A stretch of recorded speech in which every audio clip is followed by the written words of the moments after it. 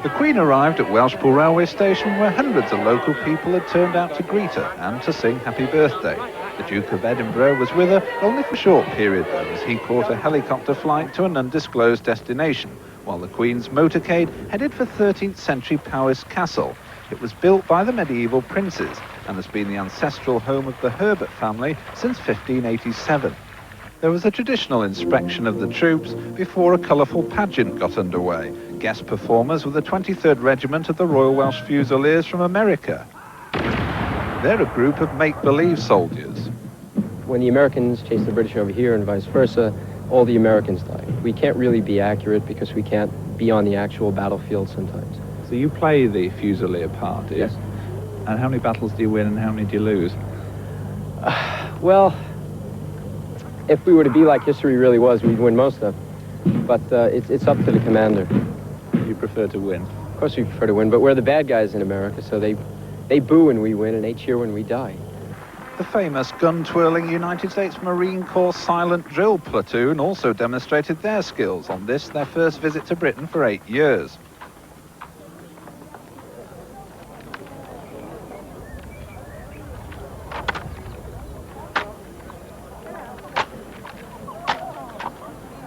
But the day really belonged to the Fusiliers. The Queen is Colonel-in-Chief and takes more than a passing interest.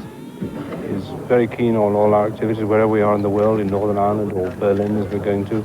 The Queen was presented with a birthday cake and was said to have enjoyed her visit, which had seen some of the tightest security mid-Wales has ever.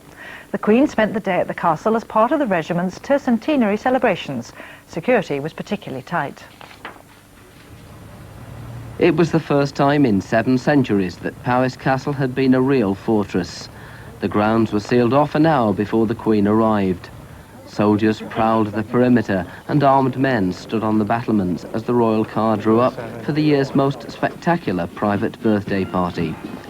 Over 300 soldiers were involved in a pageant following the Fusiliers from their foundation in 1689 through all the key wars of the following 3 centuries.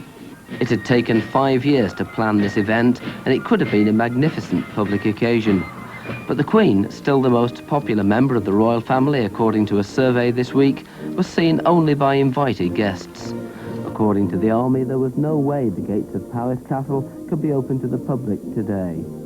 I think it's a pity, but I think it may be symptomatic of the times we live in. I mean, security is always a problem with us, but I wouldn't say that the arrangements are that unusual. It is, as you say, a family party rather than anything to which we would love the public obviously to see as much as possible, but I mean, although the setting is superb here, there just isn't the room to allow too many people in.